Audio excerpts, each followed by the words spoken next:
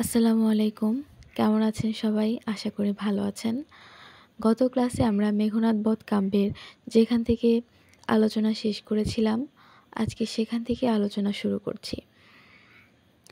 কিন্তু একে একে শুকাইছে ফুল, এবে নিবিছে দেউটির নীরব রবাব বিনা মুরজ মুরলী।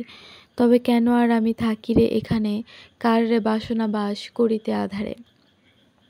এখানে রাবণ তিনি আক্ষেপ করে বলছেন, আমার এত সুন্দর লঙ্কা সেখানে আস্তে আস্তে সব ফুল যেন শুকিয়ে যাচ্ছে এবং যে বাদ্যযন্ত্রগুলো ছিল সেগুলো আস্তে আস্তে নিভে যাচ্ছে। আমার এখানে বাস করার আর কোনো ইচ্ছা নেই। তিনি আরও বলছেন যে অন্ধকারে বসবাস করতে কার ইচ্ছা করে? এই লঙ্কা এখন আমার কাছে অন্ধকার স্বরূপ। এই রূপে বিলাপিলা আক্ষেপে রাক্ষস কুলপতি রাবণ, হায় রে মরি যথা হস্তিনায় অন্ধরাজ। সঞ্জয়ের মুখে শুনি ভীমবাহু, ভীমসেনের প্রহারে হতযত প্রিয়পুত্র কুরুক্ষেত্র রণে। এখানে রাবণ এমনভাবে বিলাপ করছেন এবং এমনভাবে ভেঙে পড়ছেন, ঠিক যেভাবে ধৃতরাষ্ট্র কুরুক্ষেত্রের যুদ্ধে তার পুত্রদের মৃত্যুর কথা শুনে ভেঙে পড়েছিলেন, ঠিক সেভাবেই এই রাবণ তার প্রিয় পুত্র বীরবাহুর মৃত্যুর কথা শুনে তিনি অস্থির হয়ে গেছেন। তবে মন্ত্রী সারণ সচিব শ্রেষ্ঠ বুঝ কৃতাঞ্জলি পুটে উঠো কহিতে লাগিলা নতভাবে। হে রাজন, ভুবন বিখ্যাত রাক্ষস কুলশেখর ক্ষময়ে দাসেরে। হেন সাধ্য কার আছে বুঝায় তোমারে এ জগতে। ভাবি প্রভু দেখো কিন্তু মনে, অব্রভেদী চূড়া যদি যায় গুড়া হয়ে বজ্রাঘাতে। কভু নহে ভূধর অধীর সে পীড়নে। বিশেষত এ ভবমণ্ডল মায়াময়, বৃথায়ের দুঃখ সুখ যত।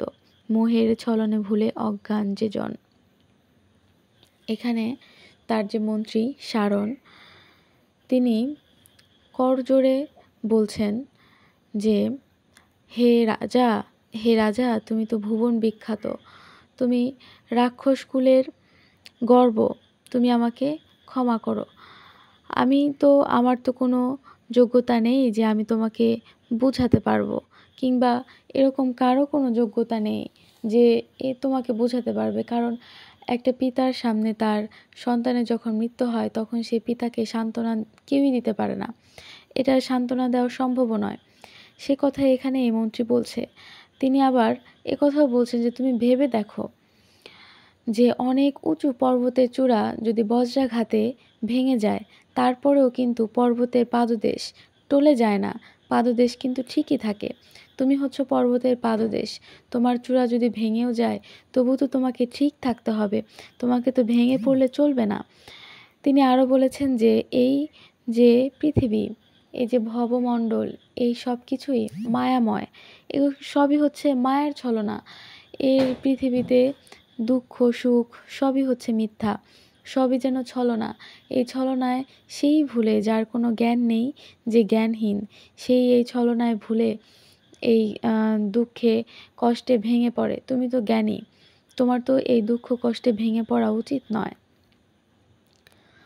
উত্তর করিলা তবে লঙ্কা অধিপতি, যা কহিলে সত্য হে অমাত্য প্রধান সারণ। জানি হে আমি এ ভবমণ্ডল মায়াময়, বৃথায়ের দুঃখ সুখ যত। কিন্তু জেনে শুনে তবু কাঁদে পরাণ অবোধ, হৃদয় বৃন্তে ফুটে যে কুসুম, তাহারে ছিঁড়িলে কাল বিকল হৃদয় ডোবে শোক সাগরে। মৃণাল যথা জলে যবে কুবলয় ধন লয় কেহ হরি। এই মন্ত্রী সারণের কথা শুনে লঙ্কা অধিপতি রাবণ উত্তর করছেন, তুমি যা বললে সেটা সত্য। ও হে অমাত্য প্রধান অথবা ও হে মন্ত্রী, তুমি যা বললে সবই সত্য। আমি জানি যে এই পৃথিবী মায়াময়, এই পৃথিবীর দুঃখ সুখ সব কিছু মিথ্যা, সব কিছু বৃথা, কিন্তু তারপর হৃদয় তো মানে না, হৃদয় তো কষ্ট হয়, এ পরাণ তো তবুও কাঁদে। হৃদয়ের যে ফুল ফোটে, সেই ফুল যদি কোনো সাপ, কোনো ফণি ছিঁড়ে নিয়ে যায়, কিংবা সেই ফুল যদি মৃত্যু এসে কেড়ে নিয়ে যায়, তখন এই যে হৃদয়, এটা শোকের সাগরে ডুবে যায়। ঠিক যেরকম এই পদ্মের ডাঁটা, যেরকম পদ্ম ফুল পদ্মের ডাঁটা থেকে ছিঁড়ে নিয়ে গেলে পদ্মের ডাঁটা যেরকম পানির নিচে তলিয়ে যায়, ঠিক সেরকমভাবেই এই হৃদয়ের যে কুসুম, অর্থাৎ হৃদয়ের যে স্নেহের জিনিস, এগুলো যদি কেউ হরণ করে নিয়ে যায় তাহলে ঠিক থাকা যায় না, এটা ঠিক থাকা সম্ভব না। এই হৃদয় তখন শোকের সাগরে ডুবে যায়। এতে কহিয়া রাজা দুধ পানে চাহিয়া আদেশিলা, কহ দূত কেমনে পড়িল সমরে অমর ত্রাস বীর বাহুবলী। এসব বলে রাবণ তিনি সেই যে ভগ্নদূত মকরাক্ষ রাক্ষস তাকে তিনি বললেন, হে দূত তুমি বলো কিভাবে এই যে বীরবাহু মারা গেলেন, কিংবা এখানে বলছেন যে সমরে অমর ত্রাস মানে হচ্ছে যুদ্ধের সময় দেবতাদের ভীতি, এই দেবতাদের ভয় পাওয়ার কারণ হচ্ছেন এই বীরবাহু। সেই বীরবাহু কিভাবে মারা গেলেন যুদ্ধে, এই কাহিনী তুমি তা আমাকে বলো। প্রণমী রাজেন্দ্র পদে করযুগ জুড়ি আরম্ভিলা ভগ্নদূত। হায় লঙ্কাপতি কেমনে কহিব আমি অপূর্ব কাহিনী, কেমনে বর্ণিব বীরবাহুর বীরতা। মদকল করি যথা পশে নলবনে, পশিলা বীর কুঞ্জর অরিদল মাঝে ধনুর্ধর। এখনো কাপে হিয়া মম থরথরি, শরীরে সে ভৈরব হুঙ্কারে। শুনেছি রাক্ষসপতি মেঘের গর্জনে, সিংহনাদে জলধির কল্লোলে। দেখেছি দ্রুত ইরম মদে, দেব ছুটিতে পবন পথে। কিন্তু কভু নাহি শুনি ত্রিভুবনে, এহেন ঘোর ঘর ঘর কোদণ্ড টঙ্কারে। কভু নাহি দেখি স্বর হেন ভয়ঙ্কর। এই ভগ্নদূত তখন রাজার চরণে সামনে বসে কিংবা রাজাকে প্রণাম করে করজোড় করে বলা শুরু করলেন যে, হায় লঙ্কা অধিপতি, হে রাজা, আমি সেই অপূর্ব কাহিনী কীভাবে বর্ণনা করব। বীরবাহুর বীরত্বের কথা আমি কিভাবে বর্ণনা করব, সেই বর্ণনা করার মতো ভাষা আমার নেই। যেভাবে বনের মধ্যে মদে মত্ত হাতি যেভাবে প্রবেশ করে, কিংবা পাগলা হাতি যেভাবে বনের মধ্যে ভেঙে চুরে প্রবেশ করে, ঠিক সেইভাবেই এই বীর কুঞ্জর বা বীর শ্রেষ্ঠ বীরবাহু শত্রুদল মাঝে প্রবেশ করলেন। সেই কথা স্মরণ করলে, অর্থাৎ যেভাবে তিনি প্রবেশ করলেন সেই কথা স্মরণ করলে এখনও আমার হৃদয় ভয়ে কেঁপে ওঠে। তার যে ভৈরব হুঙ্কার, তার যে সমুদ্রের মতো যে তার হুঙ্কার, এটা মনে করলে এখনও আমার হৃদয় কেঁপে ওঠে। হে রাক্ষসপতি, আমি মেঘের গর্জন শুনেছি, কিংবা এই যে সমুদ্রের ঢেউয়ের গর্জন শুনেছি, এবং মেঘের বিদ্যুতের আওয়াজ শুনেছি, বিদ্যুৎ চমকানোর আওয়াজ শুনেছি, এবং বিদ্যুৎকে আমি বায়ুর মধ্যে ছুটে যেতেও দেখেছি অনেক দ্রুত। কিন্তু আমি কখনো এই যে ঘর ঘর আওয়াজ, এই যে ধনুকের যে টঙ্কারের শব্দ, এটা আমি কখনো শুনিনি। এত ভয়ঙ্কর শব্দ আমি কখনোই শুনিনি। পশিলা বীরেন্দ্রবৃন্দ বীর বাহু শহরণে, যূথনাথ সহ গজযূথ যথা। ঘন ঘনাকারে ধুলা উঠিল আকাশে, মেঘদল আসি যেন আবুরিলা রুষি গগনে। বিদ্যুৎ ঝলা সম চকমকি উড়িল কলম্বকুল অম্বর প্রদেশে সনসনে। ধন্য শিক্ষা বীর বীরবাহু, কত যে মরিল ওরি কে পারে গণিতে। তিনি বলছেন এইভাবে এই বীরেন্দ্রবৃন্দ যারা আরও বীর ছিলেন, তারা সবাই এই শত্রু দলের মধ্যে প্রবেশ করলেন এবং যুদ্ধে তারা সকলেই প্রবেশ করলেন, শ্রেষ্ঠ যারা বীর যোদ্ধা ছিলেন। ঠিক যেরকমভাবে এই হাতিদের সর্দার যখন অনেক হাতির দল সহ প্রবেশ করে, ঠিক সেভাবেই এই বীরেন্দ্রবৃন্দরা যুদ্ধে প্রবেশ করলেন। এবং যেরকমভাবে হাতি প্রবেশ করার সময় চারদিকে ধুলা ওঠে, আকাশ অন্ধকার হয়ে যায়, তারপর হচ্ছে মনে হয় যেন মেঘ এসে সূর্যকে ঢেকে দিয়েছে, আকাশকে ঢেকে দিয়েছে, ঠিক সেরকমভাবেই এই বীর যোদ্ধারা যুদ্ধে প্রবেশ করলেন। বিদ্যুৎ ঝলা সম চকমকি উড়িল কলম্বকুল অম্বর প্রদেশে। বিদ্যুৎ ঝলা সম মানে হচ্ছে বিদ্যুৎ চমকের মতো যে তীর ছিল, সেই তীরগুলো আকাশে বিদ্যুৎ চমকের মতো উড়ে গেল এবং সনসন শব্দ হলো। ধন্য শিক্ষা বীর বীরবাহু, অর্থাৎ বীরবাহু তোমার শিক্ষা ধন্য, তুমি যে যুদ্ধে পারদর্শী, তুমি যে শিক্ষা পেয়েছো এটা ধন্য।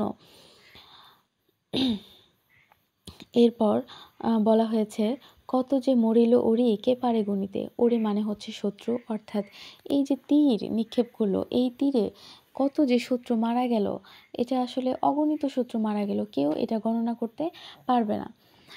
এই রূপে শত্রু মাঝে জুঝিলা সদলে পুত্র তব হে রাজন, কতক্ষণ পরে প্রবেশিলা যুদ্ধে আসি নরেন্দ্র রাঘব। কনক মুকুট ছিঁড়ে করে ভীমধনু, বাসবের চাপ যথা বিবিধ রতনে খচিত। এতে কহি নীরবে কাঁদিল ভগ্নদূত, কাঁদে যথা বিলাপী সরিয়া পূর্ব দুঃখ, সবাজন কাঁদিলা নীরবে। এরপর বলা হয়েছে ঠিক এইভাবেই এই তোমার পুত্র অর্থাৎ হে রাজা, আপনার পুত্র ঠিক এইভাবেই শত্রুদের মাঝে যুদ্ধ করতে থাকলেন। এবং এর কিছুক্ষণ পর এই যুদ্ধে এসে প্রবেশ করলো হচ্ছে রাঘব, মানে হচ্ছে রাম। তার মাথায় স্বর্ণের মুকুট, হাতে হচ্ছে ভীম ধনুক, হাতে বিশাল একটা ধনুক, দেখে মনে হচ্ছে ইন্দ্রের ধনুক যেরকম বিভিন্ন রত্নে খচিত থাকে, ঠিক সেরকমই ধনুক হচ্ছে এই রামের হাতে। এতটুকু বলে এতে কহি নীরবে কাঁদিলা ভগ্নদূত, এতখানি বলে এই ভগ্নদূত মানে হচ্ছে যিনি খারাপ সংবাদ বহন করেন, তিনি নীরবে কেঁদে দিলেন। যেরকমভাবে কোনো বিলাপকারী পূর্বের দুঃখের কথা স্মরণ করে নীরবে কাঁদে, অশ্রু ঝরায়, ঠিক সেভাবেই এই সভাসদরা, রাজা এবং এই ভগ্নদূত কাঁদছেন সেই বীরবাহুর মৃত্যুর কথা স্মরণ করে। অশ্রুময় আখি পুনঃ কহিলা রাবণ, মন্দোদরী মনোহর, কহরে সন্দেশ বহ কহ শুনি আমি, কেমনে নাসিলা দশানন আত্মজ সুরে দশরথ আত্মজ। তিনি আবার রাবণ আবার চোখ অশ্রুপূর্ণ আঁখি নিয়ে বলছেন, এখানে রাবণকে মন্দোদরী মনোহর বলা হয়েছে, কেননা রাবণের একজন স্ত্রীর নাম হচ্ছে মন্দোদরী, আর এই মন্দোদরী মনোহর বলতে রাবণকেই বোঝানো হয়েছে। তিনি বলছেন, হে বার্তাবহ অর্থাৎ হে দূত, তুমি আমাকে বলো কিভাবে এখানে দশানন আত্মজ বলা হয়েছে। রামের পিতার নাম হচ্ছে দশরথ আর দশানন হচ্ছে রাবণ। দশাননের পুত্র হচ্ছে বীরবাহু আর দশরথের পুত্র হচ্ছে রাম। তাই এখানে বলা হয়েছে যে কিভাবে এই রাবণের পুত্র অর্থাৎ বীরবাহুকে এই দশরথের পুত্র রাম নাশ করলো বা মেরে ফেললো বা বধ করলো, তুমি আমাকে বলো, আমি সেই কাহিনী শুনবো। কেমনে হে মহিপতি পুনঃ আরম্ভিল ভগ্নদূত, কেমনে হে রক্ষকুলনিধি কহিব সে কথা আমি, শুনিবা বা তুমি। অগ্নিময় চক্ষু যথা হরযক্ষ, সরসে কর্মরি ভীমদন্ত, পরে লম্ফ দিয়া বৃষ স্কন্ধে, রামচন্দ্র আক্রমিলা রণে কুমারে। চৌদিকে এবে সমর তরঙ্গ উথলিল, সিন্ধু যথা দন্দি বায়ুসহ নির্ঘোষে, ভাতিল অসি অগ্নিশিখা সম ধূম পুঞ্জ সম চর্মাবলীর মাঝারে অযুত। নাদিল কম্বু অম্বুরাশি রবে, আর কি কহিব দেব পূর্বজন্ম দোষে একাকী বাঁচিনু আমি, হায় রে বিধাত, কি পাপে এ তাপ আজি দিলি তুই মোরে, কেননা শুইনু আমি সরসজ্জ পরি, হৈমলঙ্কা অলঙ্কার বীরবাহু সহ রণভূমে। কিন্তু নহি নিজ দোষে দোষী, ক্ষত বক্ষস্থল মম দেখো নৃপমণি রিপু প্রহরণে, পৃষ্ঠে নাহি অস্ত্র লেখা। এখানে ভগ্নদূত বলছেন, হে মহিপতি অর্থাৎ হে রাজা।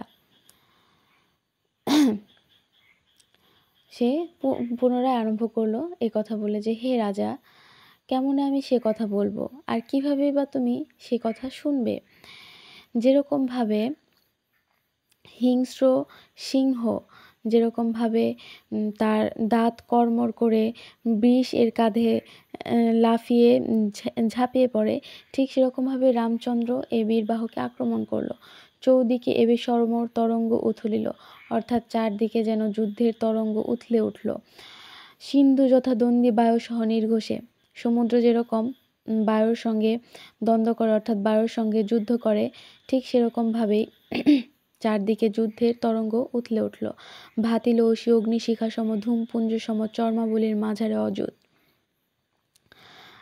ভাতিল মানে হচ্ছে দীপ্তি প্রকাশ পেল, এই অগ্নিশিখাসম যে তলোয়ার, সেই তলোয়ারের দীপ্তি প্রকাশ পেল, যে ধূমপুঞ্জ সম অর্থাৎ ধোঁয়ার মতো, চর্মাবলীর মাঝারে অযুত, মানে অযুত অর্থ হচ্ছে অজস্র, চর্মাবলী হচ্ছে যে চামড়ার খাপ, মানে এই চামড়ার খাপের মধ্যে অজস্র তলোয়ার যেন অগ্নিশিখার মতো করে সেগুলো দীপ্তি প্রকাশ পেল, অর্থাৎ সেগুলো চকমক করে উঠল। না দিল কম্বু অম্বু রাশি রবে। এখানে কম্বু বলতে বোঝানো হয়েছে, কম্বু অর্থ হচ্ছে শঙ্খ, আর নাদিল হচ্ছে বেজে উঠল। অম্বু রাশি সমুদ্র গর্জনের মতো করে, অর্থাৎ সমুদ্র গর্জনের মতো করে শঙ্খ বেজে উঠল। আর কি কহিব দেব, পূর্ব জন্মদোষে একাকী বাঁচিনু আমি। আর কি বলবো, এখানে সে আক্ষেপ করে বলছে আমি আর কি বলবো, পূর্বের জন্মের দোষ ছিল, অর্থাৎ পূর্বজন্মে পাপ করেছিলাম, সেই কারণে আমি একাকী বেঁচে আছি। না হলে তো আমি বীরবাহু এবং অন্যান্য যে যোদ্ধারা ছিল তাদের সঙ্গে তো আমি মারাই যেতাম, রণভূমি আমি দেশের জন্য জীবন দিয়ে দিতাম। সেখানে তিনি আরও কথা বলছেন, কিন্তু নহি নিজ দোষে দোষী, অর্থাৎ কিন্তু আমি দোষী নই, আমি রণক্ষেত্র ছেড়ে পালিয়ে আসিনি। যদি পালিয়ে আসতাম তাহলে আমার পিঠে তলোয়ারের চিহ্ন থাকতো, পিঠে আমার ক্ষতের চিহ্ন থাকতো, কিন্তু আমার ক্ষতের চিহ্ন দেখো, আমার বুকে এই বক্ষস্থল আমার ক্ষত হয়েছে, আমার পিঠে কোনো ক্ষতের চিহ্ন নেই, আমি পালিয়ে আসিনি রণক্ষেত্র ছেড়ে। সে কথাই এই বাক্য দ্বারা বোঝানো হয়েছে।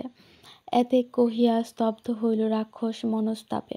এই পর্যন্ত বলে সেই মকরাক্ষ রাক্ষস বা ভগ্নদূত তিনি চুপ হলেন। লঙ্কাপতি হরষে বিষাদে কহিলা, সাবাসী দূত, তোর কথা শুনি কোন বীর হিয়া নাহি চাহেরে পশিতে সংগ্রামে। তিনি সেই দূতকে বলছেন, রাবণ সেই দূতকে বলছেন, তোর কথা শুনে, অর্থাৎ তোর কথা শুনে আমার একদিকে যেরকম কষ্ট হচ্ছে আবার আনন্দও হচ্ছে। এরকম কথা শুনে কোন বীর যে সংগ্রামে যেতে না চায়? বীর মাত্রই, বীরের ধর্মই তো সংগ্রাম করা, যুদ্ধ করা, দেশের জন্য জীবন দেওয়া। এক বীর আরেক বীরের এই মৃত্যুর কথা শুনে তাদের রক্ত যেরকমভাবে গরম হয়ে যায় দেশের জন্য জীবন দেওয়ার জন্য, সে কথাই বলছে যে তোমার কথা শুনে যে কোনো বীরের মনেই এই সংগ্রামে জীবন দিতে ইচ্ছা করবে। ডমরু ধ্বনি শুনি কাল ফণি কভু কি অলসভাবে নিবাসে বিবরে। এখানে বলা হয়েছে যে ডমরু ধ্বনি শুনে যে সাপ বা কালফণি বা সাপ কি কখনো গর্তে অলসভাবে বসে থাকতে পারে? ঠিক সেরকম যুদ্ধের কথা শুনে কি কোনো বীর ঘরে বসে থাকতে পারে? ধন্য লঙ্কা বীর পুত্রধারী, চলো সবে চলো যাই দেখি ওহে সভাসদ জন, কেমনে পড়েছে রণে বীর চূড়ামণি বীর বাহু, চলো দেখি জুড়াই নয়নে। তিনি বলছেন এখানে লক্ষণীয় যে রাবণ একদিকে তার পুত্র শোকে কাতর অস্থির, আবার অন্যদিকে তার পুত্র যে দেশের জন্য শহীদ হয়েছে, দেশের জন্য জীবন দিয়েছে, সেদিকে তিনি গর্বিত। তিনি বলছেন এই লঙ্কা আজ ধন্য, বীর বাহুর কারণে লঙ্কা আজ ধন্য হয়েছে, কারণ লঙ্কা বীর প্রসবিনী, অর্থাৎ সে বীরের জন্ম দিয়েছে এবং তার সে বীরের মৃত্যুতে সে আজ গর্বিত। চলো আমরা গিয়ে দেখি কিভাবে এই বীর চূড়ামণি বা বীর শ্রেষ্ঠ বীর বাহু রণক্ষেত্রে পড়ে আছে, চলো দেখি আমরা চোখ জুড়াই। উঠিলা রাক্ষসপতি প্রাসাদ শিখরে, কনক উদয়া চলে দিনমণি যেন অংশুমালী। চারিদিকে শোভিল কাঞ্চন সৌধ কিরীটিনী লঙ্কা মনোহরী পুরী। এখানে বলা হয়েছে সেই রাবণ তার বীরবাহু পুত্রকে দেখার জন্য প্রাসাদের ছাদে উঠলেন এবং তার সেই প্রাসাদের ছাদে ওঠার সঙ্গে তুলনা করা হয়েছে যেরকম স্বর্ণবর্ণ উদয়গিরিতে যেভাবে সূর্য উদিত হয়, মনে হয় যেন সেই পর্বত সূর্যের মালা ধারণ করে আছে, ঠিক সেভাবেই এই রাবণ প্রাসাদ শিখরে উঠলেন, অর্থাৎ তার সঙ্গে এই সূর্যের উদয় হওয়ার তুলনা করা হয়েছে। চারিদিকে শোভিল কাঞ্চন সৌধ কিরীটিনী লঙ্কা মনোহরীপুরী। এই যে স্বর্ণলঙ্কা, এই স্বর্ণলঙ্কার যে স্বর্ণবর্ণের প্রাসাদগুলো রয়েছে সেগুলো যেন লঙ্কার মুকুট স্বরূপ। হেমহর্ম সারি সারি পুষ্পবন মাঝে কমল আলয় সর উচ্চ রজচ্ছটা তরুরাজি ফুলকুল চক্ষু বিনোদন যুবতী যৌবন যথা। হীরাচূড়াশির দেবগৃহ নানা রাগে রঞ্জিত বিপুনি বিবিধ রতনপূর্ণ।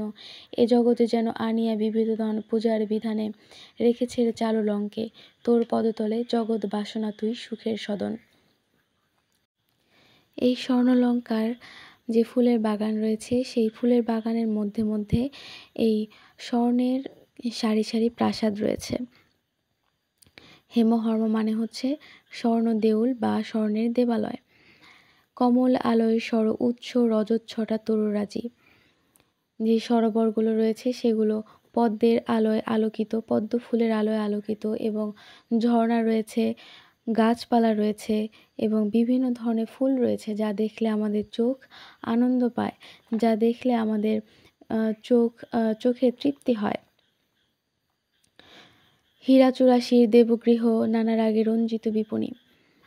যে দেবালয় গৃহ রয়েছে সেগুলার যে চূড়া সেগুলা এই হীরা দিয়ে তৈরি এবং নানান ধরনের রত্নে এই দোকানগুলো পরিপূর্ণ। বিবিধ রতনপূর্ণ এই যে দোকানগুলো রয়েছে সেগুলো। এই জগৎ যেন আনিয়া বিবিধ ধন পূজার বিধানে রেখেছে রে চারুলঙ্কে। অর্থাৎ এই জগৎ যেন বিভিন্ন ধরনের ধন, এই বিভিন্ন ধরনের সম্পদ, বিভিন্ন ধরনের রত্ন এই লঙ্কাপুরীর পদতলে এনে রেখেছে। পূজা যেরকম পূজা করার সময় যেরকমভাবে দেবীর চরণে বিভিন্ন ধরনের সম্পদ, রত্ন এগুলো এনে রেখে দেওয়া হয়, ঠিক সেভাবেই মনে হচ্ছে যে সারা পৃথিবী এই চারুলঙ্ককে পূজা করার জন্য তার পদতলে এই সব রত্নরাজি এনে রেখে দিয়েছে। জগৎ বাসনা তুই সুখের সদন, অর্থাৎ সকলের বাসনা এখানে বাস করার জন্য। দেখিলা রাক্ষসেশ্বর উন্নত প্রাচীর অটল অচল যথা, তাহার ওপরে বীর মদমত্ত ফেরে অস্ত্রীদল যথা শৃঙ্গধর পরিসিংহ। এখানে বলা হয়েছে এই রাক্ষসেশ্বর মানে হচ্ছে রাক্ষসদের রাজা রাবণ। তিনি দেখলেন যে অনেক উঁচু প্রাচীর একদম পাহাড়ের মতো অটল হয়ে রয়েছে তার উপরে, এবং প্রাচীরের উপরে অস্ত্রীদল যেগুলা বীরের মতো হয়ে পাহারা দিচ্ছে, এবং ঠিক যেরকমভাবে সিংহ একদম পাহাড়ের উপর উঠে চারদিকে লক্ষ্য রাখে, ঠিক সেভাবে এই অস্ত্রীদলগুলো চারদিকে তাকিয়ে পাহারা দিচ্ছে। চারি সিংহ দ্বার রুদ্ধ হেবে হেরিলা বৈদেহী হর তথা জাগের রথরথী গজ অশ্ব পদাতিক অগণ্য। তিনি আরও দেখলেন যে এই সিংহদ্বারের বাইরে, সিংহদ্বার যে বন্ধ সেই বন্ধদ্বারের বাইরে এই বৈদেহী হর মানে হচ্ছে সীতার স্বামী রাম। সীতাকে বৈদেহী বলা হয় কারণ সীতা হচ্ছে বিদেহী নগরের রাজকন্যা, তাই তাকে বৈদেহী বলা হয়। এই রাম বিভিন্ন ধরনের রথ, রথী, হাতি এবং অশ্বসহ তিনি জেগে পাহারা দিচ্ছেন তার যে শিবির সেটা। দেখিলে রাজা নগর বাহিরে রিপুবৃন্দ বালিবৃন্দ সিন্ধু তীরে যথা নক্ষত্রমণ্ডল কিংবা আকাশমণ্ডলে। রাজা আরও দেখলেন এই শহরের বাইরে যে শত্রু দল রয়েছে সেগুলো এমনভাবে ছড়িয়ে ছিটে রয়েছে, এমনভাবে অগণিত শত্রু, যেরকমভাবে সমুদ্র তীরে বালি যেরকমভাবে ছড়িয়ে ছিটিয়ে থাকে, অগণিত বালি থাকে, ঠিক সেরকমভাবে এই শত্রুরা ছড়িয়ে ছিটিয়ে রয়েছে। ঠিক যেন আকাশে নক্ষত্ররা যেভাবে থাকে ঠিক সেরকম। থানা দিয়া পূর্বদ্বারে দুর্বার সংগ্রামে বসিয়াছে বীর নীল, দক্ষিণ দুয়ারে অঙ্গদ করভূষম নববলে বলি, কিংবা বিষধর যবে বিচিত্র কঞ্চুক ভূষিত হিমান্তে অহিভ্রমে ঊর্ধ্বফনা ত্রিশূল সদৃশ জিহ্বালুলি অবলেপে। অর্থাৎ পূর্ব দিকের যে দরজা রয়েছে সেই পূর্ব দিকের দরজায় পাহারাদার হিসেবে বসে আছেন হচ্ছে নীল, যিনি বানর সেনা, এবং দক্ষিণ দুয়ারে রয়েছেন হচ্ছে অঙ্গদ। এই অঙ্গদ হচ্ছেন সুগ্রীবের পুত্র এবং কিষ্কিন্ধার রাজা, যাকে রাম বালিকে নিহত করার পর এই সুগ্রীব রাজা হন, এবং সুগ্রীবের পুত্র হচ্ছেন অঙ্গদ। সেই অঙ্গদ এই রামের পক্ষ নিয়ে লঙ্কায় যুদ্ধ করতে আসেন। করভূষম নব বলে বলি, করভ মানে হচ্ছে হস্তি শিশুর মতো নতুন বলে বলিয়ান, এই অঙ্গদ সেরকমভাবেই যুদ্ধে পারদর্শী। কিংবা বিষধর যবে বিচিত্র কঞ্চুক, কঞ্চুক মানে হচ্ছে সাপের খোলস, ভূষিত হিমান্তে ওহি ভ্রমে ঊর্ধ্বফনা ত্রিশূল সদৃশ জিহ্বালুলি অবলেপে। অর্থাৎ ঠিক সেরকমভাবে তিনি পাহারা দিচ্ছেন যেরকমভাবে শীতের শেষে সাপ তার যে খোলস আসে সেটা উন্মোচন করে ফনা বের করে থাকে এবং জিহ্বা লক লক করে তার ত্রিশূলের মতো, ঠিক সেরকমভাবেই এই দক্ষিণ দুয়ারে এই অঙ্গদ পাহারা দিচ্ছেন। উত্তর দুয়ারে রাজা সুগ্রীব আপনি বীর সিংহ, এবং উত্তর দুয়ারে আছেন হচ্ছে রাজা সুগ্রীব। দাশরথী পশ্চিম দুয়ারে হায়রে বিষণ্ণ এবে জানকী বিহনে কৌমুদী বিহনে যথা কুমুদরঞ্জন শশাঙ্ক। দাশরথী মানে হচ্ছেন রাম, তিনি পশ্চিম দুয়ারে পাহারা দিচ্ছেন। তাকে এমনভাবে বিষণ্ণ দেখাচ্ছে, বিষণ্ণ হবেনই বা কেন, তিনি তো জানকীর বিরহে তিনি বিষণ্ণ হয়ে গেছেন। জানকী হচ্ছেন সীতা, ঠিক সেরকম বিষণ্ণ দেখাচ্ছে তাকে, যেরকমভাবে চাঁদকে বিষণ্ণ দেখায় তার জ্যোৎস্না ছাড়া। লক্ষ্মণ সঙ্গে বায়ুপুত্র হনু মিত্রবর বিভীষণ। এই রামের সঙ্গে লক্ষ্মণ রয়েছেন এবং বায়ুপুত্র হনুমান এবং বিভীষণও রয়েছেন। এই বিভীষণ রামের ভাই, রাবণের ভাই। এই রাবণেরা 3 ভাই, কুম্ভকর্ণ, রাবণ এবং বিভীষণ। কুম্ভকর্ণ আগেই মারা গিয়েছেন, আর বিভীষণ এই রামের সঙ্গে এসে হাত মিলিয়েছেন। এত প্রসবনে বেরিয়ে আছে বৈরী দল স্বর্ণ লঙ্কাপুরী। এই যে এতগুলো বীরের সমাবেশে এই লঙ্কার শত্রু আরও বেশি বেড়ে গিয়েছে। গহনে কাননে যথা ব্যাধদল মিলি বেড়ে জালে সাবধানে কেশরী কামিনী নয়ন রমণী রূপে। গভীর জঙ্গলে যেরকমভাবে অনেকগুলা শিকারীর দল এসে সিংহীকে চারদিক থেকে একদম ঘিরে ফেলে, ঠিক সেভাবেই এই সিংহীরূপী লঙ্কাকে চারদিক থেকে এই শত্রুরা ঘিরে ধরেছে। পরাক্রমে ভীমা সমা, অদূরে হেরিলা রক্ষপতি রণক্ষেত্র। এবং কিছু দূরে এই রক্ষপতি রাবণ রণক্ষেত্র দেখলেন, যেখানে শিবাকুল, গৃধিনী, শকুনি, কুক্কুর, পিশাচ দল ফেরে কোলাহলে। যেখানে শিবাকুল রয়েছে এবং গৃধিনী আছে শৃগাল, এবং শকুনিরা রয়েছে যারা নরমাংস খায়, এবং পিশাচরা নরমাংস খায় এবং কোলাহল করছে। কেহ উড়ে, কেহ বসে, কেহ বা বিপাদে পাকশাট মারে, কেহ খেদাইছে দূরে সমলোভী জীবে, কেহ গরজি উল্লাসে নাশে ক্ষুধা অগ্নি, কেহ শোষে রক্তস্রোতে। এখানে বলা হয়েছে যে যারা নরমাংস খায় তারা সকলেই হচ্ছে এখানে আসছে এই যত মৃতদেহ আছে তাদেরকে ভক্ষণ করার জন্য। আবার কেউ খাচ্ছে, কেউ উঠছে, কেউ আবার বসছে, আবার কেউ আরেকজনকে দূরে তাড়াচ্ছে, এবং কেউ আবার রক্তস্রোত শুষে খাচ্ছে। পড়েছে কুঞ্জর পুঞ্জ ভীষণ আকৃতি, ঝড়গতি ঘোড়া হায় গতিবিহীন এবে। যে ঝড়গতি ঘোড়া, সেও এখন গতিহীন, অর্থাৎ সেও মৃত্যুবরণ করেছে। এই যে হস্তিসমূহ, কুঞ্জর পুঞ্জ হচ্ছে হস্তিসমূহ, ভীষণ আকৃতির হস্তি, এরাও পড়ে রয়েছে। চূর্ণ রথ অগণ্য নিষাদি সাদি শুলি রথি পদাতিক পরিযায় গড়াগড়ি একত্রে।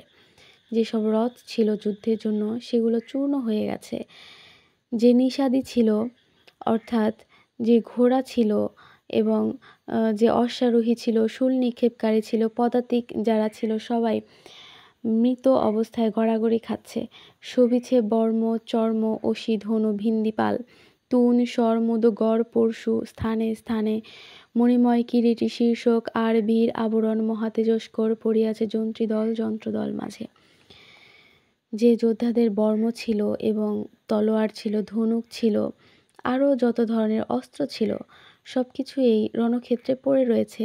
তীর ছিল, তারপর কুঠার ছিল, এগুলো স্থানে স্থানে মানে জায়গায় জায়গায় পড়ে আছে। যে যোদ্ধা ছিল তাদের যে স্বর্ণের মুকুট ছিল, মণিময় মুকুট ছিল, তাদের যে আভরণ ছিল, অলংকার ছিল, সব কিছু এই রণক্ষেত্রে পড়ে রয়েছে। একদম মহাবিভৎস অবস্থায় রণক্ষেত্রের। হৈমধ্বজ দণ্ড হাতে যমদণ্ডাঘাতে পড়িয়াছে ধ্বজবহ। যে লঙ্কার স্বর্ণের এই পতাকা ধরেছিল, সেও যেন এই যমের আঘাতে, অর্থাৎ মৃত্যুর কারণে সে শয্যাশায়ী হয়ে গেছে। হায়রে যেমতি স্বর্ণচূড় শস্য ক্ষত কৃষি দল বলে পরে ক্ষেত্রে, পড়িয়াছে রাক্ষস নিকর রবিকুল রবিসুর রাঘবের স্বরে। এখানে যেরকমভাবে এই পাকা শস্য যেরকমভাবে পড়ে যায় ক্ষেতের মধ্যে, ঠিক সেরকমভাবেই এই রণক্ষেত্রে রাক্ষসরা পড়ে রয়েছে।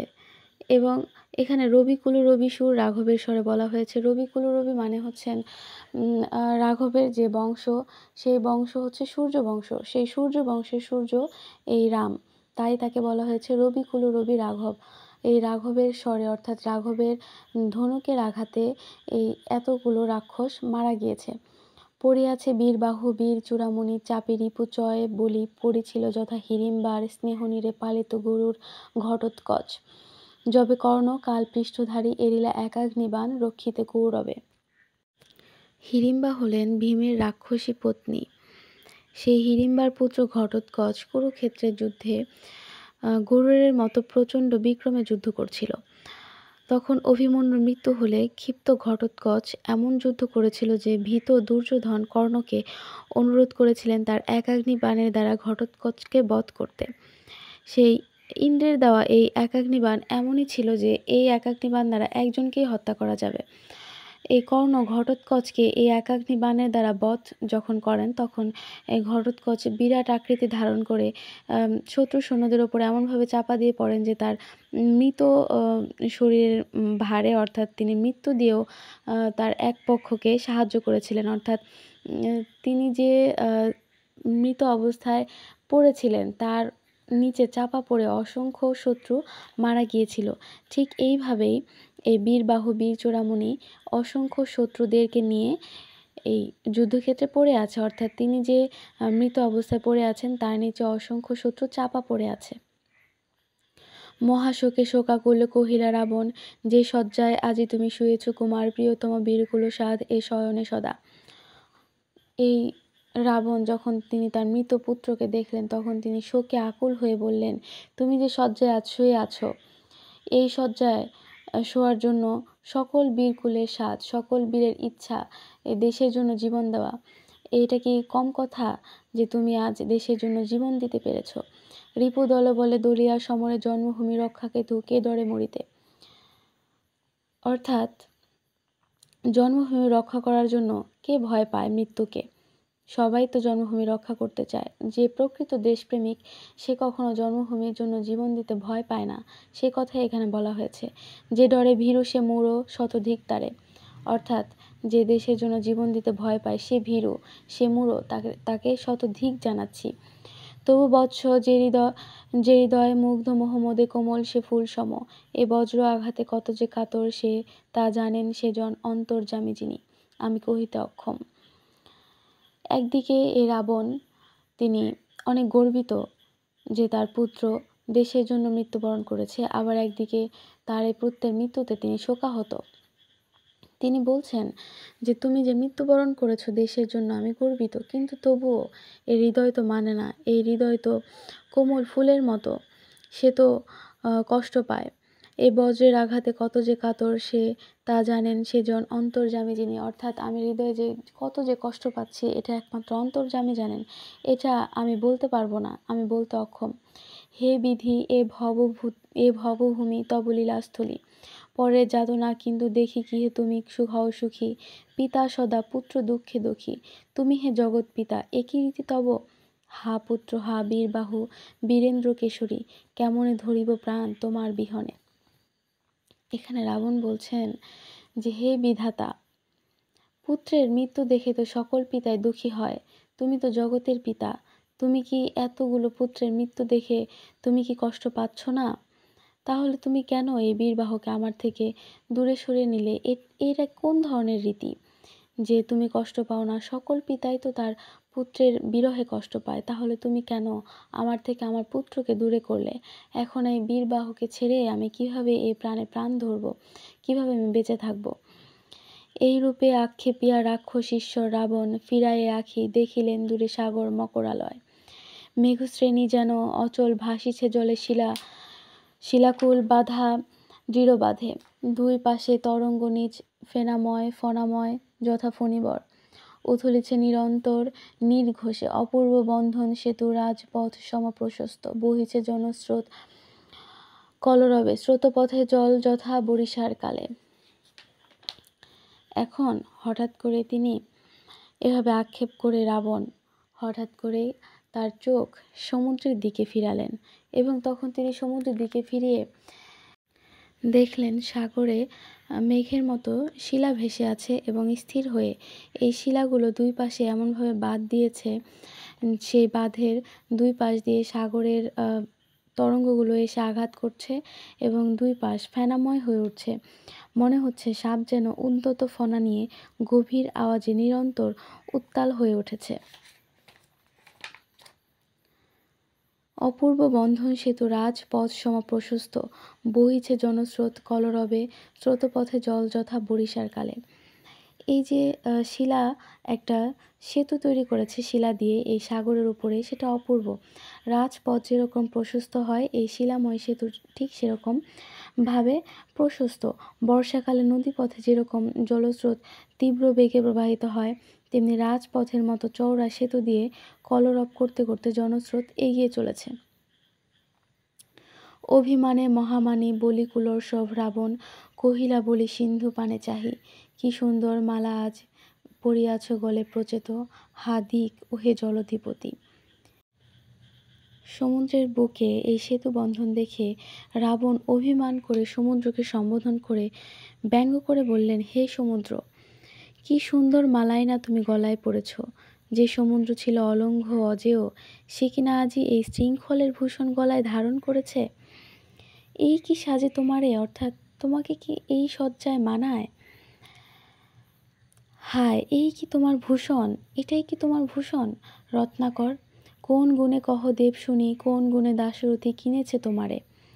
অর্থাৎ কি এমন গুণ নিয়ে এই দাশরথীর রাম সে তোমাকে কিনে নিয়েছে? প্রভঞ্জন বৈরী তুমি, অর্থাৎ তুমি বাতাসের শত্রু। প্রভঞ্জন সম বীর পরাক্রম, তুমি বাতাসের মতো তুমি ভীম পরাক্রম, তুমি শক্তিশালী। কহে নিগর তব, পর তুমি কোন পাপে? তুমি আমাকে বলো, এই শৃঙ্খল তুমি কোন পাপে এই গলায় ধারণ করেছ? অধম ভালুকে শৃঙ্খলিয়া জাদুকর খেলে তারে লয়ে, কেশরীর রাজপথ কার সাধ্য বাদে বিতংসে? অর্থাৎ জাদুকর ভাল্লুককে শৃঙ্খলে বেঁধে ইচ্ছামতো নাচাতে খেলতে পারে, কিন্তু সিংহীকে কি ফাঁদে ফেলে আটকানো যায়? তেমনি ছোটোখাটো নদীকে বাঁধলেও বাঁধা যেতে পারে, কিন্তু সমুদ্রকে বাঁধা তো দুঃসাধ্য। এই যে লঙ্কা, হৈমবতীপুরী শোভে তব বক্ষস্থলে, হে নিরাম্বুস্বামী কৌস্তুভ রতন যথা মাধবের বুকে। এই যে লঙ্কা, হৈমবতীপুরী, স্বর্ণের একটা পুরী তোমার বক্ষস্থলে শোভা পাচ্ছে। এটা যেন ঠিক যেরকম মাধবের বুকে, অর্থাৎ বিষ্ণুর বুকে যেরকম লক্ষ্মী থাকে, ঠিক সেরকমভাবে এই সমুদ্রের বুকে এই লঙ্কা শোভা পায়। কেন হে নির্দয় এবে তুমি এর প্রতি? তুমি কেন এই লঙ্কার প্রতি আজ নির্দয় হয়েছ? তুমি কেন রামকে সাহায্য করছো? উঠো বলি, বীর বলে এ জাঙাল ভাঙি। অর্থাৎ হে বীর, তুমি এই জাঙাল, অর্থাৎ তুমি এই বাঁধ ভেঙে উঠো, দূর করো অপবাদ, তুমি তোমার অপবাদ দূর করে দাও। তুমি যে রামের সঙ্গে হাত মিলিয়েছ, এটা যেন সত্যি না হয়, এই অপবাদ তুমি দূর করে দাও। জুড়াও এ জ্বালা, ডুবায় অতল জলে এ প্রবল রিপু। রেখো না গো তব ভালে এ কলঙ্ক রেখা, হে বারীন্দ্র তব পদে এ মম মিনতি। তিনি এই সমুদ্রের কাছে মিনতি করছেন যে তুমি উঠো, তুমি ঘুমিয়ে আর থেকো না, তুমি উঠে এই শিলাগুলোকে দূরে ফেলে দাও এবং এই যে সমুদ্রের এই যে শত্রুগণ আছে, সেই শত্রুগণকে তুমি তোমার জলের নিচে ডুবিয়ে ফেলো। তুমি যে রামকে সাহায্য করছো, এই যে একটা কলঙ্ক, এটা তুমি তোমার কপালে রেখো না, এই কলঙ্কটাকে তুমি দূরে সরিয়ে দাও।